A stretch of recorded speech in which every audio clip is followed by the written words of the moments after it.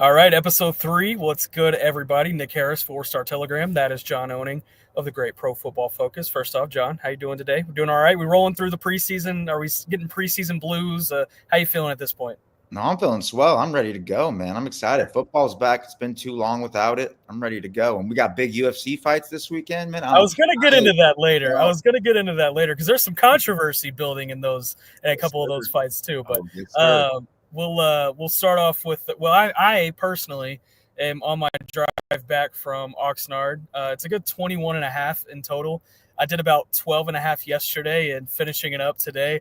Currently in Amarillo in my car with the little homie. He's annoyed. He's annoyed, but we're rolling. No, he's had a great time. We're rolling through. Should be back tonight in time to get to AT&T Stadium tomorrow for the opening preseason game, and that is exactly where we will start this show today. So, Cowboys, Ravens, they are going to be facing off tomorrow night at AT&T Stadium. We'll get into a little bit of the storylines later on, but before they left.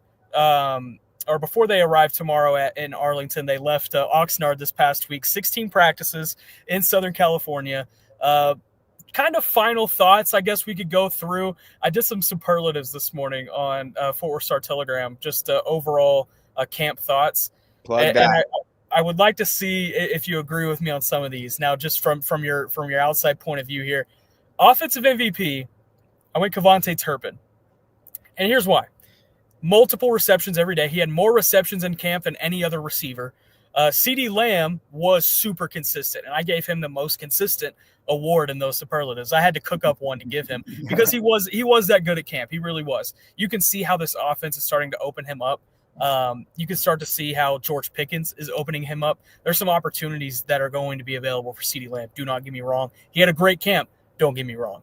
But I think when you balance expectations and then production of what happened at training camp, Kavontae Turpin, man, he was rolling from day 1 to day 16, I guess, of practice, whether it was getting handoffs out of the backfield, getting screens, drags, deep crossers.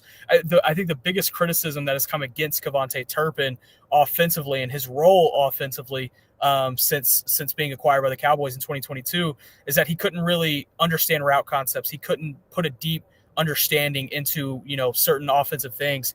I think this offensive system is really kind of built around what he can do, and it's certainly showing to be part of that so far. Yeah, I mean, I wasn't there, so a lot of my takes are kind of peeking through a little keyhole from what you guys have clipped and posted. And I think that's, when we talk about MVPs in a camp context, I think it's how they perform relative to expectations. Because like you said, maybe CeeDee Lamb was the best performer altogether if you're putting everybody in a vacuum on the same level. But when you take expectations into it, Kavontae Turpin showing the ability to win like as a legitimate receiver is something that could be fantastic for this Cowboys offense. The ability to be a more detailed receiver, to be able to create separation without needing to fully rely on his athleticism. Obviously his speed and his quickness are things that he can leverage to create separation, but he wasn't doing the best of that because he wasn't the most detailed route runner. He wasn't very good in and out of his breaks and those things. And it seems like he's really improved there from the clips that we've seen at camp. You see him doing a much better job of hitting his landmarks. You see him doing a much better job of selling wolf tickets is kind of like what I like to call it at the route break, where you're selling like you're going to break one way, but then you break the other way. And he's doing stuff like that. He's creating that separation. He's becoming, hopefully it's going to lead to him becoming a reliable target for the Dallas Cowboys, for Dak Prescott, so that offense can be even more lethal. Because we kind of touched on it last week. I think when you have a top 3 of, Pickens, Lamb, and then you can bring in somebody like Turpin, as quick as he is, someone who can win short, he can win long, he can be a real matchup nightmare for those number 3 or number 4 cornerbacks on the opposite side of the field. I think that's fantastic, and I think him performing above expectations is something that could elevate the offense more than basically what anybody else showed during camp. Defensive MVP, I had 2 different guys in mind. I had our guy Donovan Ezaraku, who I gave an award to later on. Don't get me wrong. I gave it to Kyree Elim. Kyree Elim, I think when you balance expectations with what he actually was able to produce at camp, I think he was the defensive MVP. I mean, they needed a corner to really step in this offseason and be a guy that they can rely on early on. And not only early on, but throughout the season too. Even when Trayvon Diggs, Josh Butler, and all these guys come back from these knee injuries, Savone Revel, and Kyree Elim has been that guy. He had a team-high 3 interceptions during training camp, during the 16 training camp practices. A couple of them were early on, but still, I mean, he had the 3 ones, and then he had the one where he intercepted and then picked up the baby over the fence, and that was a cool moment there on a community at Oxnard. Most legendary celebration that I've ever seen in camp from an interception. That was phenomenal. I was about to say, like, could it be any better from a training camp perspective? You can't do much more than pick up a baby. No, that was amazing. And the thing is, you're giving that kid, memories for life. That kid's going to be a Cowboys fan forever. He's going to remember. He's going to be telling his kids about that. That's just a phenomenal memory that you're creating for not only that kid but that family and everybody. It was fantastic. It was really cool, and I think overall for Kyree Elim, he was kind of a guy, and that moment kind of perfectly encapsulates Kyree Elim's rise over the course of these last few months. Because when he first arrived, you talk to people around the building, he's like, yeah, he's quiet, but he knows his shit. Like, he's quiet, but he's good, He asks good questions, but, like, he really stays to himself. And as you started to talk to more people at camp, it was like, no, this guy's really starting to come out of his shell a little bit. We're starting to see his personality kind of come out. And then he has that interception. He picks up the kid and he lifts it in the air. I mean, that was kind of the perfect encapsulation of him coming out of his shell personality-wise. But I think from a play standpoint, the physicality is there with Kyree Elim. And I think that's what's most important. They need a physical corner. And if with or without Trayvon Diggs, they're going to need a physical corner. And Kyree Elim is showing, at least early on, like, hey, I can step in here and be a 17-game starter. And I think his performance at camp has pretty much given him that opportunity. He at least deserves that opportunity going into the year. Yeah, and it's very, very necessary that the Cowboys had a cornerback step up during training camp. I mean, we are already looking at cornerback as a position that could use like an outside free agent or somebody to come in to help, create more depth with the injuries that they've sustained to that position. Imagine what it would be like without Kyree Elim. It would be really scary. It would be scary hours, definitely, over at the cornerback position. But, going off of Kyree Elim being the defensive MVP, something that I think is a little bit disappointing, I would say, is that given the talent that was there and who they're going up against, I would have loved it if it was a big camp for someone like Osa Odigizua. I think going up against Tyler Booker, going up against Tyler Smith, going up against Cooper Beebe consistently on a day-by-day basis, he had an opportunity to really show out and to show that he's ready to take that next step to be, from a very good to solid under tackle 3 technique to someone who can push for that top 10 consideration, who could be a legitimate one, not only a really good pass rusher, but someone who also thrives against the run. And it didn't seem based on, the clips that were going around and the beat writers talking and the analysis from everybody that was boots on the ground in Oxnard, that he didn't really take that step. And that's kind of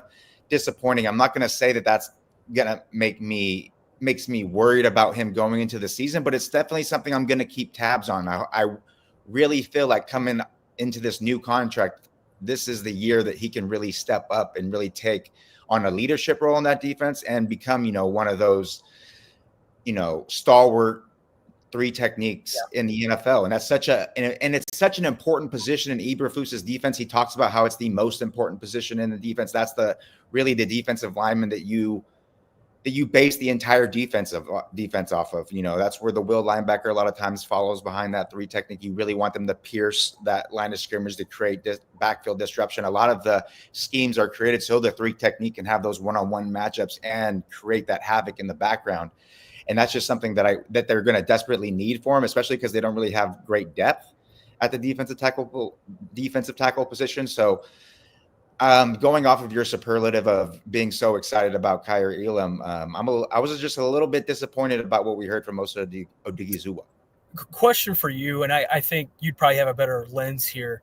What can a defensive tackle accomplish in a training camp environment that really would make him, a defensive MVP type of candidate? And I only ask that because, the practice environments, they play towards the skill guys because there's less physicality with the skill guys.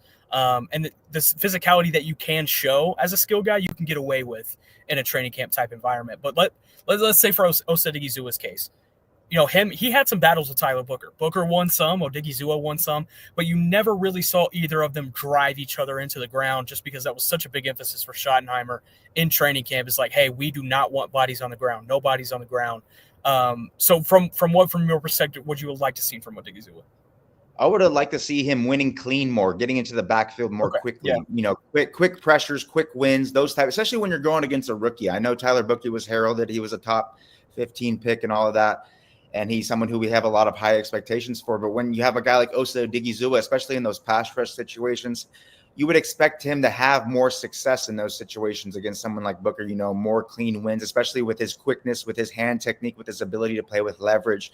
Those are all the traits that you would think would give him the ability to be just create more havoc on a snap-by-snap basis. I know it's a little bit harder for the interior defensive lineman, especially because we didn't get a ton of one-on-ones where you get to see a lot of those quick, clean wins. I know a lot of in team, there's a lot of doubles, there's a lot of chips, and makes it a lot harder to win, especially when, you don't have a Micah Parsons that's on the field who would just – by being there, he's going to create a lot of attention, because if he doesn't get that attention, he's going to break practice. The offense is not going to be able to do anything if he's just rushing one-on-one against Nathan Thomas all practice. So obviously Osa Odigizua wasn't in the cleanest environment to have that kind of success, but I just wanted more clean, quick wins from him going against a rookie. And I think the fact that he doesn't have that is a little bit disappointing going to the season, where he's going to face a lot better guards on a week-by-week basis than you're going to see in a year one Tyler Booker, especially a training camp of year one Tyler Booker. Yeah. Best rookie, here we go, Donovan Ezaraku. I teased it a little bit earlier. He did tail off, I think, towards the end of camp, but I don't attribute it to anything other than he's working on some things right now that he is not good at, and I think he's putting all of his effort and attention into those things. And we kind of talked about this with defensive line coach Aaron Whitecott, and they were like, look, we know what he can do. He is okay. We are comfortable with what Donovan Ezaraku can throw out there, because we saw it earlier in camp. He had something to prove early in camp, and he did that. Now we are trying to work on what he is doing wrong, or not necessarily wrong, but things he could do better.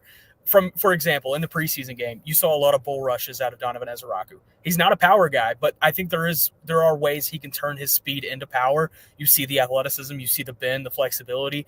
How can he maximize that in a power type of setting? That is what has made Micah Parsons so fun as an edge rusher, is the fact that he could turn that speed into power with just a half step.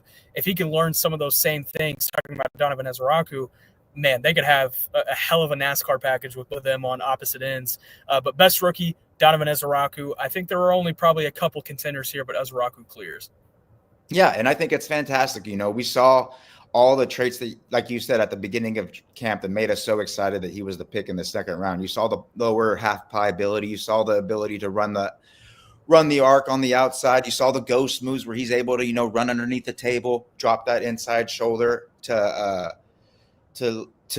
force the offensive tackle strike to miss. You saw the ability to corner, the footwork, the speed, the ability to maintain his momentum while cornering is a very big thing. And you saw, like what we talked about in the first preseason game, is he's doing a much better job of taking blocks with a strong foundation that allows him to hold and anchor the point of attack on those edge runs a lot better than what we saw maybe at points and times in college. He was always someone who was kind of technically sound, but he could get overwhelmed by sheer power. And at least I didn't see that very almost at all with the clips that were posted during camp. I saw him holding up well on the edge. I saw him playing with good power, playing with good leverage, all of those type of things, playing with extension, attacking half man, all those little traits that allow you to be a successful run defender. And I think that's something that's very important, almost as important as the things he's shown us rushing the passer. We knew coming in that he was going to be one of the most technically sound pass rushers coming out of the draft, and he kind of proved that early on. And I think, like you said, it's important for these young players to work on the aspects of their game that they're not really the strongest at. Training camp is really the only opportunity throughout the year that they're going to get to be able to do that in a live-ish environment. Besides this, during the season, they're not going to be playing live a ton, and you're not going to be able to really acquire new skills throughout the season because of it. The time to acquire new skills is during training camp, because in an environment where you're allowed to test those new skills in a live-ish environment. And then that is going to tell you where you need to go from there. Do I need to adjust my footwork? Do I need to attack a little bit quicker? Do I need to be more stout here? Do I need to change the angle of my foot? Do I need to change the angle of my hips? Those type of things that are very difficult to do during an NFL season. You can do that during camp. So I think it's not only was it good that we saw him play, but I think it showed his kind of mental acuity that he was able to take a step back. Like, maybe I won't be as disruptive and impactful on a practice by practice basis, but this is something that's going to allow me to be more successful in the NFL moving forward. And I think that's something that kind of just shows his mental maturity and shows, why we're so high on him and have such high expectations going into year one and beyond. Yeah, as the unofficial co-pilots of the Donovan Ezaraku fan club, we are looking forward to 41. He's not going to be in 41 during the season, but we're looking forward to him taking the field in week one. We'll see what number he ends up being in. Get my man a good number, please. Well, what do you want him in? 90. Like, I would put him in 94 and just be like, you're the new DeMarcus Ware, baby. Let's go. Watch this. But some not 40, not Terrence Newman's number. No, absolutely. No. And he has basically already told us that 41. Yeah. Go ahead. I said, give him a single digit. Give him 15 get him out of 41. Get him out of the 40s, those poverty numbers, like he's going to get cut. Biggest surprise, I'm going to blow right by this because we're going to talk about this guy a lot here in a bit. Biggest surprise at camp was Nate Thomas. We're going to talk about him in a couple of segments here. Most consistent, I already mentioned it, CeeDee Lamb, talking about, every single day showing up offensively. He had a really bad drop a couple of days ago, and it was funny because it made me look back and think, that's like the only mistake he's made at camp, it feels like. So that's how consistent of a camp that CeeDee Lamb had. I think he's primed for a really big year. He's completely healthy coming off the shoulder. He's got the training camp now under his belt that he didn't have last year. It's going to be a fun year seeing what he can do offensively. Best sophomore, Maris Leofau, and he really came on late during camp, and not only in the preseason game, but really in these last few practices, Maris Leofau has really started to put it together. Look, man, I don't know what you do when DeMarvion Overshown comes back. You put him on the field. You have to. But I don't know how you work him in around Maris Leofau. And it's going to be fun for Borgonzi and for Eberflus to figure out how to get all these guys on the field at the same time. I know what you do. You put Sanborn at Mike, you put Overshown at Will, and you put Leofau at Sam. Bang. Yep.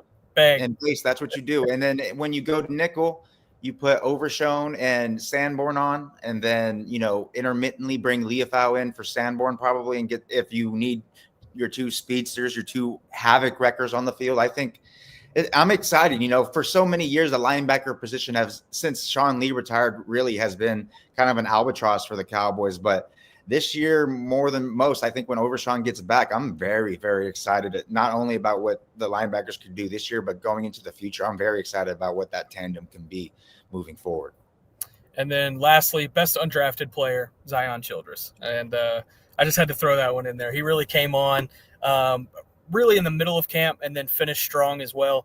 He finds himself in a prime position to compete for that starting nickel job. And tomorrow's game is going to be big towards deciding that. But speaking of cornerbacks, Jerry Jones talked earlier this week about varying topics. I asked him specifically, I said, do you see any players that are not on the roster right now making your final 53? And he said, I don't at all, but I wouldn't close the door. So he was asked about corner specifically in the very next question from Joe Hoyt at Dallas Morning News. He kind of bounced around that question as well in his Jerryisms, and we're going to get into a lot of Jerryisms throughout the year on this show. But no help coming at corner and defensive tackle. John, what's your concern level for each position group if that is truly the case? I mean, if I'm taking an optimistic look at it, I think it has to mean that they feel really comfortable about where Trevon Diggs is in his rehab. If you're really, really, confident that you don't need an outside cornerback to come in and help, that's going to be able to operate like he was before. And whether that's, too optimistic or what have it, I don't know. I'm not, I haven't been able to see his rehab or anything. I don't know how he's moving. All of those things I haven't, I don't talk to the medical staff and see, where in his rehabilitation process he is. Is he going to be someone who's going to be here, week 2, or is it going to be week 6? I think it's very different. If he's going to be back by week 6, I think you desperately need to bring an outside cornerback just to have more depth, to give you more options there, because, you know, the Cowboys have options, I would say, but they're not all the best options. It doesn't make much sense to me, the fact that based on what you've seen throughout camp in the first preseason game, that you can't be thinking about bringing in a nose tackle, especially, you know, I think even we're going to talk about the game, but the Baltimore Ravens have a big nose tackle who's a third stringer, CJ Okoye, who put on really, really good tape in week 1 preseason. Showed a lot of the traits that I really value in nose tackle, the ability to take on multiple blockers, to be able to keep your linebackers clean, to be able to hold the point of attack at the line of scrimmage, not a yard or two back at the line of scrimmage. That's so important to mess with those angles that those climbing offensive linemen are doing on those combination blocks. And I think just the Cowboys don't have that at the nose tackle position now, whether it's because Tuia's too early in his development, he has too many technical flaws to be really trusted there. You know, Denzel Jackson and those guys, I don't trust them at all at the nose tackle position. If you're going to be playing a guy like Perrion Winfrey, who's like very undersized to be that position, he might be the best option right now, but he's just so undersized. You don't want him there playing 40, 30 to 40 snaps a game at the nose tackle, getting double teamed consistently, play after play after play. So I think the fact that they aren't, if it's, that's just foolish.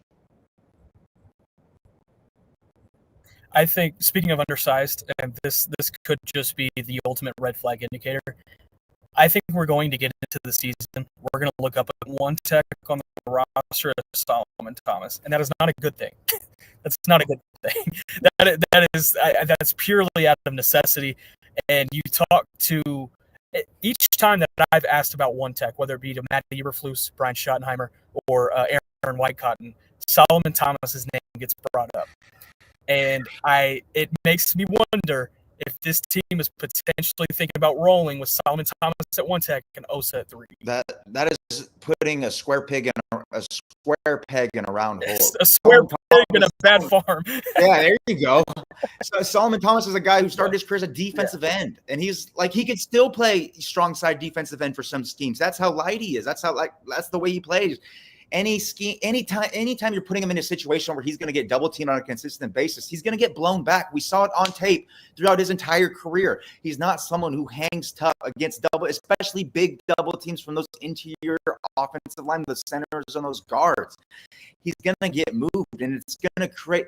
And the frustrating thing is, they're not going to be able to defend the run, and we're going to be asking, like, oh, what are the linebackers doing? The linebackers aren't making the tackles. They're blah, blah, blah, blah. And it's just going to be like, because your nose tackle is getting put into the cheap seats constantly, and it's just so frustrating that the Cowboys consistently don't take the steps necessary to solidify the nose tackle position. It's just frustrating, and then they wonder why life is so hard on everybody else, whether it's the linebackers, whether it's the 3-tech. It's because you're so woefully inept at the nose tackle position. It's just – it has exacerbating effects across the defense as a whole. And it's just frustrating that every year we look up and be like, why does the interior run defense struggle so much? What can we do to make it better? And they just don't, like, the obvious flashing light to fix. They just don't. And it just so frustrating. It's one of the most frustrating things about being a Cowboys fan the last, half decade or so. Got a good comment here from Piston Broke. By the way, me too.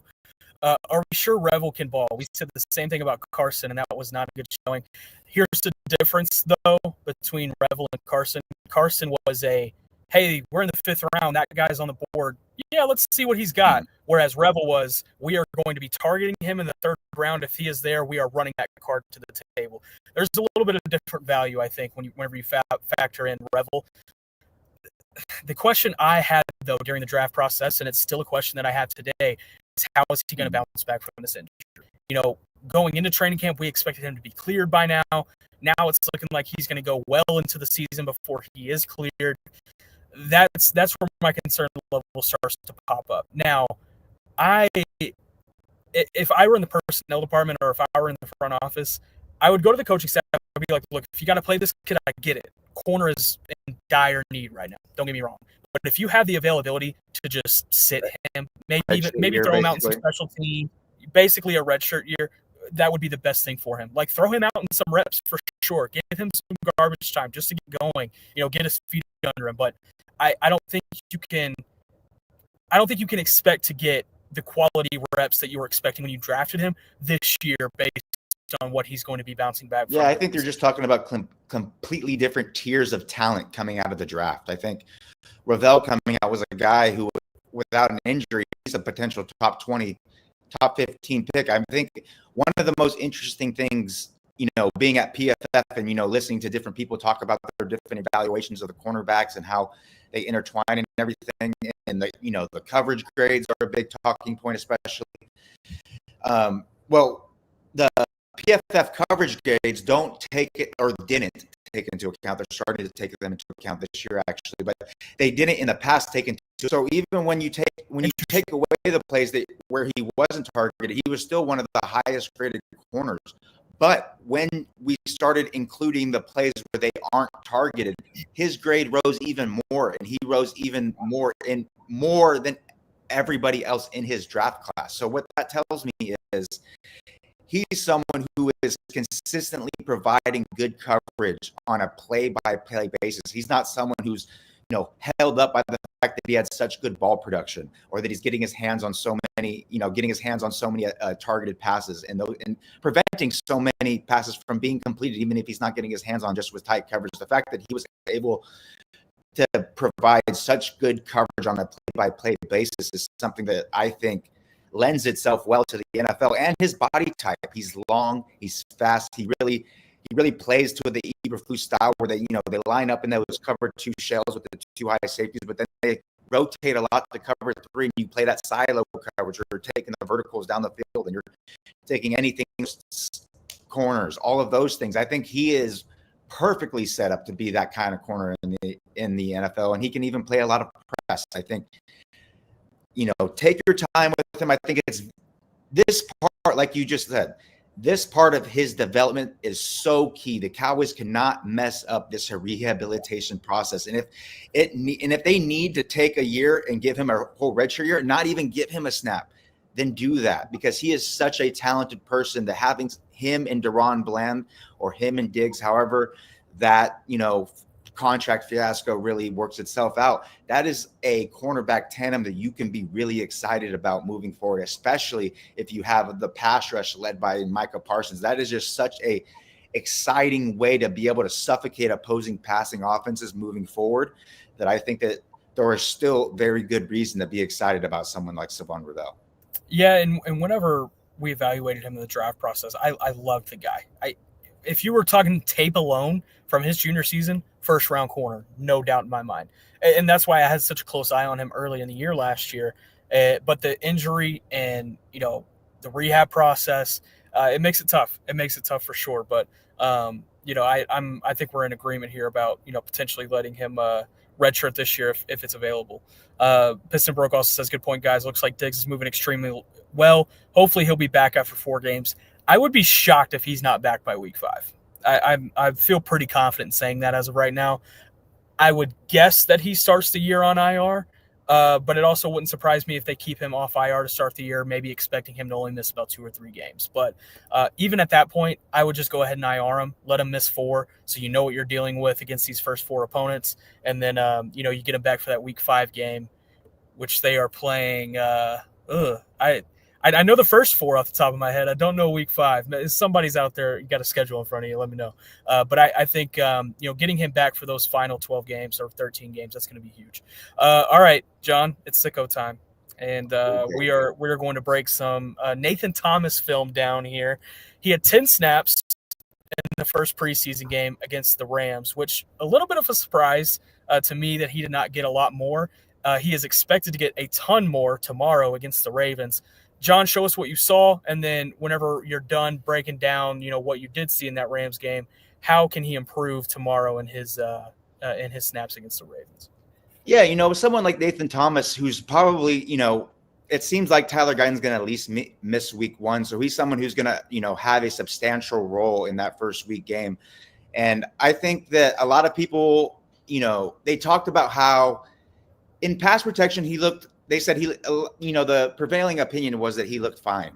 But I thought that he showed a couple of technical flaws that if he still has them week one, it's going to cause him to be a big issue for the offensive line. And I think that's a big reason why when the Rams came to practice that Jared Verse was eating him for breakfast, lunch, and dinner. So let's just dive right in. Let me dive into the screen share here and show the couple clips that I have pulled up. So here, and we have to know that he's not going against the Rams' best rushers. These guys aren't power-based players. They're more finesse-style rushers. So these technical flaws weren't really taking advantage of, but they were there, and there is something that worries me a little bit for sure. So, and you can see them here, and they have to do with his hand usage.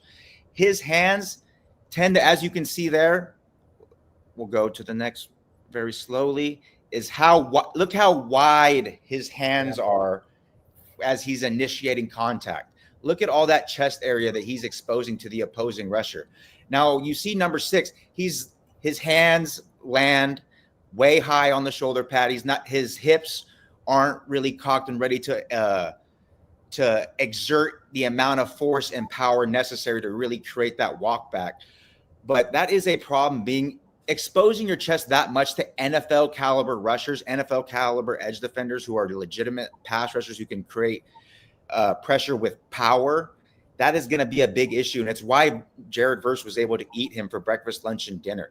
You cannot be exposing your chest that much to opposing rushers. And one other thing here, another technical flaw here, watch when his hands are landing. Look at that left foot. You see how his left foot is in the air? You need both of your feet to be rooted in the ground so that you can anchor and be as powerful as possible. When you're playing on one foot like that and you're playing with somebody who has some semblance of power, they're going to create knockback and they're going to walk you back into the quarterback, or they're going to attack that upfield shoulder, and it's going to create an issue where you're opening the door and giving that outside edge path to the rusher. If you could stop it right a little bit further. Stop it like right when he makes contact with his right hand there. Boom. There. His hand should never be that wide. That's on his hip damn near. He's kind of doing a technique that's kind of been popularized by Paul Alexander, the high hand, low hand. But you never want to do it when your hands are coming from that wide of a position. Like he's trying to give him a hug. Your hands need to still be tight so you can still protect that inside chest. But he's not protecting it at all. He's almost bringing them in. And when you're doing that and your feet aren't rooted in the ground, that's just a recipe for disaster against NFL caliber pass rushers, especially week one when we're going against such a strong defense with so many guys who can get after the passer. And you see that again here. He does the same thing. This is more of a quick set, so he's trying to get on him early. And when you're getting on somebody early, you want to be tight with your hands. But as you can see here, bad feet, bad hands. Look at how wide his hands are, but look at also how wide his feet are. That's not a base where you're able to generate power and anchor from. I love that frame. I love that frame of him just. Yeah, he looks like he's about to do the splits. That is never a good thing for an offensive lineman. If you look at the best offensive tackles in the NFL, the Lane Johnsons, the Penei Sewells, they are constantly in a strong position, ready to anchor. And, one person on Twitter mentioned, Lane Johnson uses the double under technique, which is kind of similar to this, where you're bringing your hands underneath and kind of exposing your chest. But he can do that because he's rooted in the ground, and he can do it because his hands stay tight. When you have wide hands like that, you're just inviting the rusher to attack your chest, and then that creates so many counter opportunities. But as you see here, number 6, he's not the biggest edge defender. He's not even trying to really generate power or use momentum or any of those things. So Nathan Thomas was able to get away with those bad techniques. But I think those are just a couple issues that can be really taken advantage of early on. And they can make the Cowboys offense's life very difficult if you're having to put, a tight end over there. You're constantly having to chip with a running back. All that means is that tight end's not going to be able to get vertical down the field. He's going to have to stay short, or the running back's not going to be able to get out in a route and become a good hot route for the quarterback if there's if they're bringing a blitz off the other side. It just creates so many other issues. You don't have the resources to defend those more wild blitzes that people can show on third down, because you're having to set those resources to just have a good protection against 4 down. So I think that is something that kind of worried me a little bit. The fact, even though the results were good, the process was something that worried me with Nathan Thomas. What have you liked about Nathan Thomas? The fact that I like that he battles. I like that he is someone that if he doesn't land with, the best hands or the best thing, he's someone who can recover. He shows adequate balance. He shows those type of things. And I'm just kind of impressed that he's even in this position in the first place. I think if we're just basing off what I've seen from the first preseason game, I thought Awesome Richards was much better, much cleaner in pass protection. He wasn't technically sound at all either. He has his issues. Sometimes his feet die on contact and those type of things. But I think his issues are more easily circumvented than someone like Nathan Thomas's is right now. Now, maybe it's something he's working on and he's going to help clean that up in, weeks 2 and 3.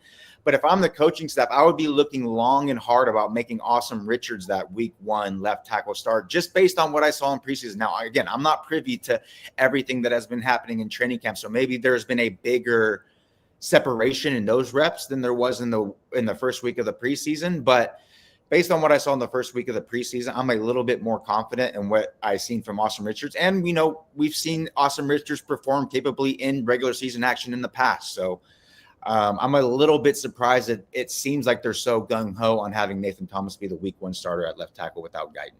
I'm with you there, John, and agreeing with Awesome Richards, just because we've seen that. That's proven record we saw last year when he had to step in for more than a handful of snaps during the year last year in place of Guyton whenever he was hurt or when he was struggling. And I liked what I saw from Richards. Now, the coaching staff, the difference that Thomas brings to the table, length, power. Those are the two things that just get brought up over and over and over again when I ask about Nate Thomas. He's got length, he's got power. Like, but here's the problem, though. He's not using his length, though. That's the problem. Like, you could see him using his power, especially in the run game. I would say he creates more initial movement than someone like Awesome Richards does on contact. But as we just saw when he's in pass protection, he's not using his length because he's coming out wide. He's using clasping motions. He's playing hug. He's not using that length like you normally see, the offensive tackles that when you say that, like Tyron Smith, for example, is the perfect example. He was extremely long, but he used his length extremely well. This is why I get so frustrated in the draft process when people are just talking about raw arm, like, oh, he has 35-inch arms, he should play tackle, but he's not using that length at 35 inches. He's playing like he has 32-inch arms. I would rather have a guy with 32 inches arms who uses every single centimeter of that reach than somebody who has 35-inch arms but is playing hug, those type of things. So, if you're gonna laud someone for having the length and the strength, use the length then. Yeah. You're not using it on a consistent basis. That's something that kind of frustrates me about just the whole, just the way people talk about offensive line play, and especially in the draft time. We'll see when we get there. I get so frustrated when people are just talking about like, he can't play tackle because he has 33 arms and not 34-inch arms, blah, blah, blah, blah. How does he use his length is the most important thing, not how long he is. Pause. Shout out to length and strength. Moving on. Cooper Rush, the reunion, Saturday night. Get your popcorn, everybody. It's going to be fun. Regardless, it's going to be fun just to see Cooper Rush in a different uniform. I think there's good availability of a potential revenge half for Cooper Rush. He also only played 10 snaps last week for the Baltimore Ravens. So he is expected to get more workload.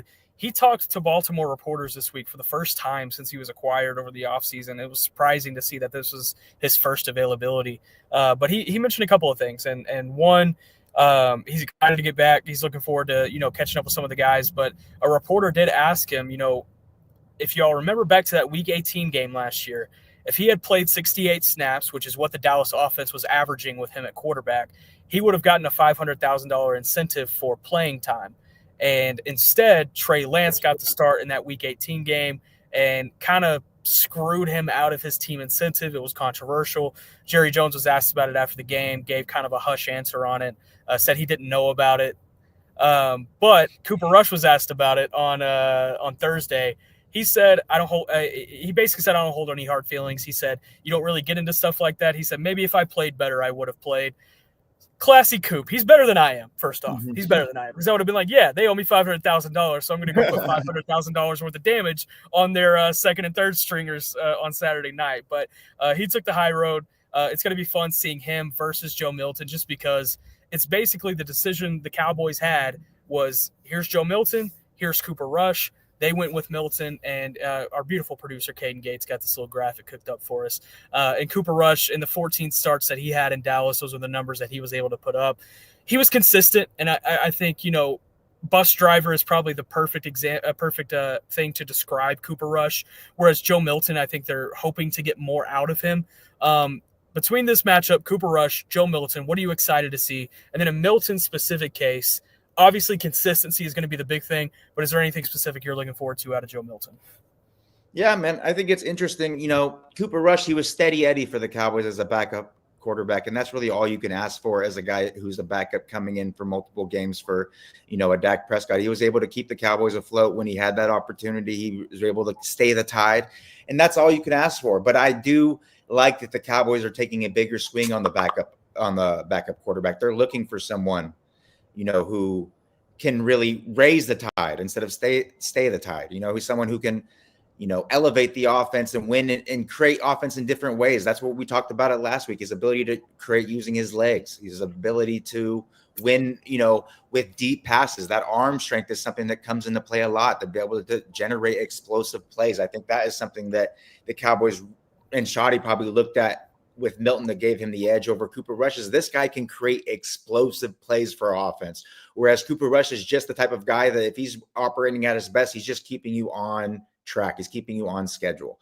And as far as for this game, what I'm looking for Milton is I'm just looking for him to be a little bit more calm, down to earth, not throwing the fastball on every check down, being a little bit more accurate, being a little bit more steady, those type of things, getting to the check down in an efficient manner, throwing accurate catchable balls where players can catch it in stride and create yards after the catch. Those type of things are the little nuances that I'm going to be looking for with Milton, because we already know about the arm strength. We already saw his ability to create with his legs, but I need those more mundane aspects of the quarterback play I need him to show those things a little bit better against Baltimore.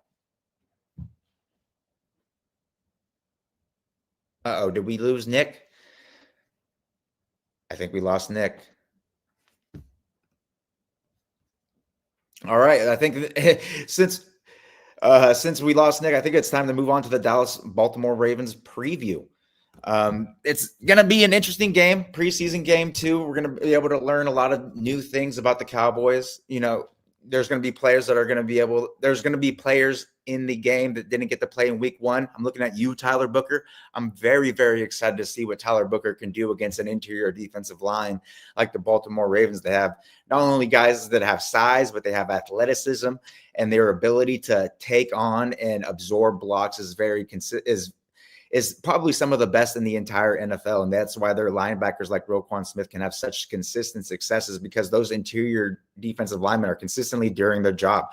Guys like Brent Urban, the former Cowboy, he's not someone who's going to, he's not going to make many Pro Bowls. He's not going to make too many, best player lists, but he's just extremely sound and consistent. And if Tyler Booker can create movement against those type of defensive linemen, and he can, survive in pass protection. I'm not sure if Justin Madubuike is playing, but if he is, that's going to be a huge test for Tyler Booker in the pass rush, pass protection scenario. So I'm going to be looking forward to that, especially seeing how Tyler Booker does going against other competition, since, he got to go against the Rams in practice, but I'm not privy to that really information outside of the couple clips that were provided by the people with the boots on the ground. So very excited there. Another player who I'm really excited to see is Nick's guy, Zion Childress. Is he going to be able to build off his impressive game one performance? Is he still going to be, the Ravens, no matter who's in the game, they're going to be running the ball. And I want to see Zion Childress, if he can have the same type of effect against the run and the same type of impact against the run as he did against the Rams in preseason game one, as he's in against the Ravens. I'm very excited about Booker and Zion Childress. And look at our guys back. Yeah, shout out to my computer. It decided to do reboot updates in the middle of this damn show. It's always the perfect damn timing for shit like that. It is always a perfect timing, but no, we're back in. I appreciate you carrying the show here. Dallas, Baltimore preview. Did you mention a couple of guys that you're looking forward to seeing already? Yeah, Tyler Booker and Zion Childress. I'm with you there. I think Miles Sanders is going to get a good bit of burn on Saturday night as well, which is really intriguing when you factor in this running back battle. Jaden Blue, he's going to be a game time decision. I do not think he will go on Saturday night. So Miles Sanders is going to get a lot of opportunities here. Obviously, Phil Maffa will factor in. Deuce Vaughn will factor in. Malik Davis will factor in. But it's going to be the Miles Sanders show, I think, for the most part. That's exciting. Miles Sanders is someone who we haven't gotten I haven't gotten a good look at all. I know he's been injured a lot, and even in a training camp environment, it's really tough to really judge what these running backs are doing. I'm of the opinion that, when a running back, they say, is having a really good day at practice, that just means the offensive line is having a really good day at practice, opening up those holes and stuff, because you can't see a lot of the traits that really separate running backs, the ability to break tackles, the ability to set up and change running lanes, and those type of things are very hard to evaluate in a training camp setting where you can't watch the film back over and you can't have like the sky view. You're watching on it from the playing field view from down on the ground. So I'm very excited about Miles Sanders, and I'm going to be excited to see if he really can bring the juice that some were indicating that he had before he got injured.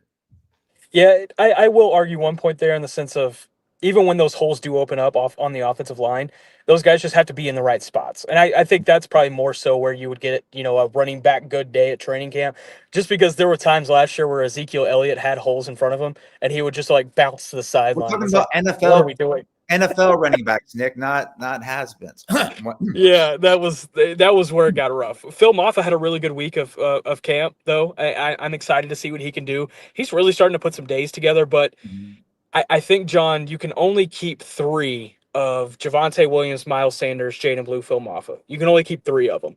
And right now, I think Miles Sanders is probably the one outside looking in. And, he has a chance to, if he performs well on Saturday night, he pushes a guy like Jaden Blue maybe back outside, or Phil Maffa back outside, and that's where it gets interesting. Aaron for 561. Appreciate you checking us out again. I want to see some offensive runs with pulls tomorrow. Would you throw that out there in the preseason, John? I mean, sure. It's not like pulling guards is that crazy of a concept, and given the fact that the Cowboys basically offensive coordinator Clayton Adams came from the Arizona Cardinals, I'm sure teams know that, like, oh, he pulls a lot. He uses a wide variety of schemes. They're going to be ready. That's not going to catch them off guard. So I would like to see it. If we don't see it, I'm not going to be upset. I'm not going to be like, oh, where's this varied running game they talked about that they're going to bring? I don't think that would be the case, but I would like to see it just so they can get some reps, live action, doing those type of things. So I think it would be interesting and good to see. I would like to see some power O, some counter, all of those good things, some sweep, some pin and pull, all of that. Pin and pull for Brian Broaddus. I know that's his favorite run. I hear him bringing that up every time I turn on 105.3. So let's get some pin and pull for Brian going. That doesn't sound very 7-iron of you, John. That sounds more 3-wood. All right, so we're gonna have to keep that for Philly in week 1. I'm gonna leave this show kind of on that thought a little bit. I went into camp with a lot of questions about this team, a lot of questions. I'm coming out of camp with probably just as many questions. I don't think you're really going to know what this team is about until that first half of the Philadelphia game. At halftime of the Philadelphia game, you're going to know more in those 30 minutes of playtime than I think you will have learned over the course of the last few weeks. And, can you attribute that to, the 7-iron only being on display to this point? Sure, maybe. But I think also you factor in these position battles, are they going to be good enough at certain positions? Are they going to be good enough at nickel corner? Are they going to be good enough at defensive tackle? No. Are they going to be good enough at running back? There's a lot of questions there that I think still are very viable. I don't know if those answers are going to come until you see what it looks like in Lincoln Financial Field on September 4th. Yeah, and honestly, I don't think it will. I don't think the Cowboys are going to be in the environment where they're going to be able to answer those questions, especially given that everybody's not going to be playing. There's going to be more people playing in this game than there was in week 1, but they're not going to be playing. There's not going to be, the totality of what you're going to see when the Cowboys open up in their season opener. So I think that's kind of by design, that they're kind of keeping their cards close to their chest, as much as I think that's kind of, overly sensitive, overly, I don't know the word, being private, keeping your cards close to your chest, a little bit too much. I like having, those live drills, being able to, I don't want week 1 to be the first time that the entire offense is operating against in a live environment against opposing players. I don't think that that's the best way to do it, but that's the way they're going to do it. So like you said, I think a lot of the answers aren't going to be answered until week 1, 2, 3, 4. I think that first month of the season is going to give us a strong tell of what this team is going to be for the entire season. We appreciate you checking us out, Aaron. Thank you. And Piston Broke, what about Brevin? Is he almost ready? I don't think he starts practice next week. He's not going to play tomorrow. I don't think he starts practice next week.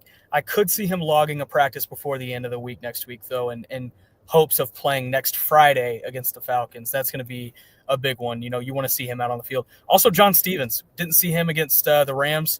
You would expect to see quite a bit of him tomorrow against the Ravens. No idea why he wouldn't have gotten playing time last week. Maybe it's a situation of, hey, let's get Schoonmaker a shit ton of reps, and then we'll go give a shit ton of reps to John Stevens. Maybe that's the case here in Baltimore. We're about to find out, though. Trying to think of any other guys on either side of the ball. Elijah Clark, it's going to be close to see if he goes tomorrow.